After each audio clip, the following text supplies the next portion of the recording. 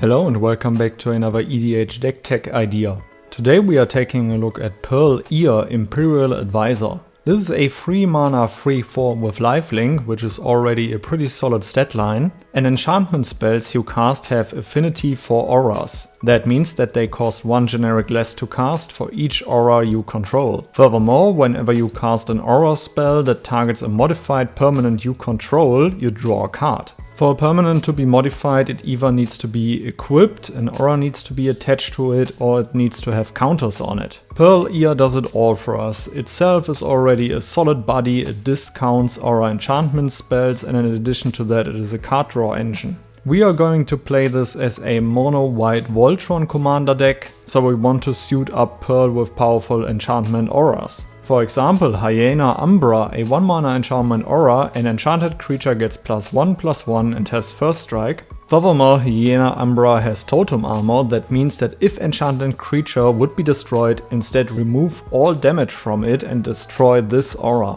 To win with commander damage we play All That Glitters, a 2 mana enchantment aura, an enchanted creature gets +1/+1 for each artifact and or enchantment you control. To ensure that Pearl Ear always connects with our opponents, we play Spirit Mantle, a 2 mana enchantment aura, an enchanted creature gets +1/+1 and has protection from creatures. To deal the finishing blow we play Armored Ascension, a 4 mana enchantment aura, and an enchanted creature gets +1/+1 for each planes you control and has flying. This aura also gives evasion due to flying, and because we are playing a mono-white deck we will most likely only play planes, so already on turn 4 this will give our creature +4/+4.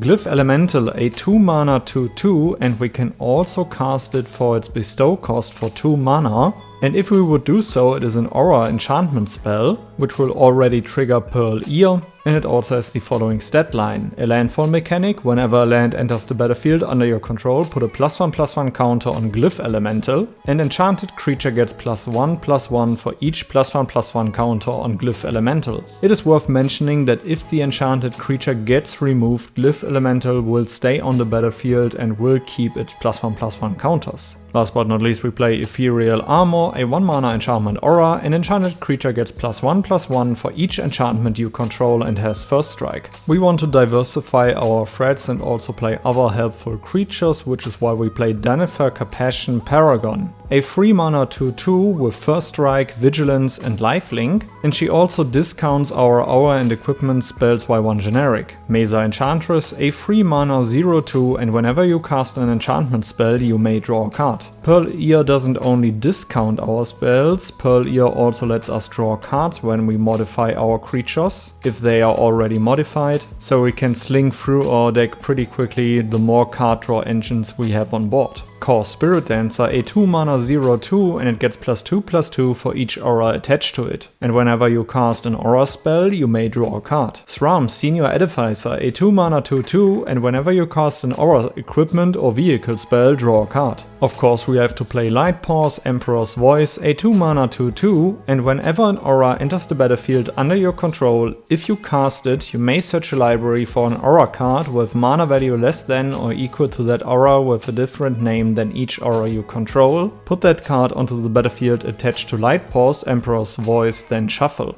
Lightpaws is going to be an alternative win con of ours, because it can still deal a lot of damage even though we are not winning with commander damage. Hero of Iroas, a 2 mana 2/2, and aura spells you cast cost 1 less to cast. It also has the heroic mechanic, so whenever you cast a spell that targets Hero of Iroas, put a 1/1 counter on it. As always with these Voltron decks we need to play a lot of protection, so we play Lauren's Escape, a 1 mana instant, target artifact or creature gains hexproof and indestructible until end of turn and you scry 1. Flawless Maneuver, a 3 mana instant, if you control a commander you may cast the spell without paying its mana cost, and creatures you control gain indestructible until end of turn. Timely Ward is one of the best protection spells that we can play in this deck because it is a 3 mana enchantment aura and you may cast the spell as though it had flash if it targets a commander. An enchanted creature has indestructible. We also play Blacksmith Skill, a 1 mana instant, target permanent gains hexproof and indestructible until end of turn. turn,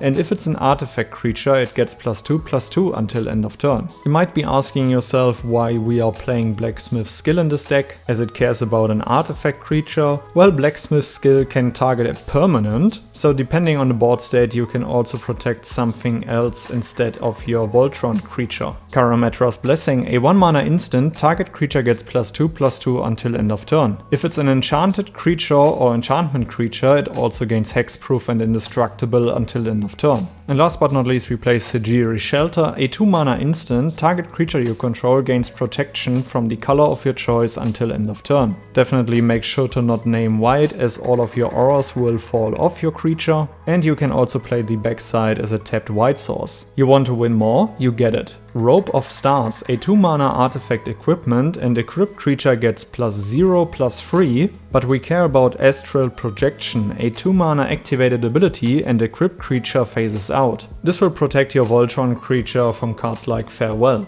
We also play Commander's Plate, a 1 mana artifact equipment, and equipped creature gets +3/+3 and has protection from each color that's not in your commander's color identity. You can equip your commander for 3 generic, and you can equip a normal creature for 5 generic.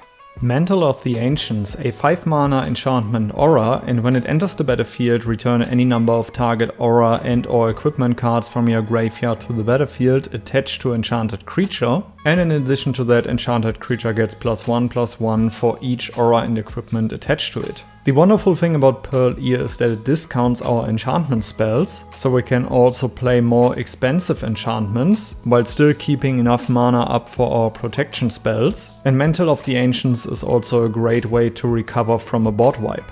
We also play Sage's Reverie, a 4 mana enchantment aura, and when it enters the battlefield draw a card for each aura you control that's attached to a creature. Furthermore, enchanted creature gets +1/+1 for each aura you control that's attached to a creature. In combination with Pearl Ear we will get a lot of cards when this one resolves. We play Idolized, a 2 mana enchantment aura, an enchanted creature has, whenever this creature attacks alone, it gets +X/+X until end of turn, where X is the number of non-land permanents you control. This very cheap enchantment aura can turn into your win con really quickly, as you want to flood the board with enchantment auras due to Pearl's Ear's discount and card draw mechanic, and when you then swing in, your creature will become a very powerful threat. And last but not least we are playing Sigarda's Aid, a 1 mana enchantment, and you may cast aura and equipment spells as though they had flash, and whenever an equipment enters the battlefield under your control, you may attach it to target creature you control. Sigarda's Aid lets you play in a very reactive way, as you will swing with a not so threatening creature, and before combat damage you will flash in a bunch of auras and equipments. Alright guys, these were a few cards that I will play in Pearl Ear Imperial Advisor.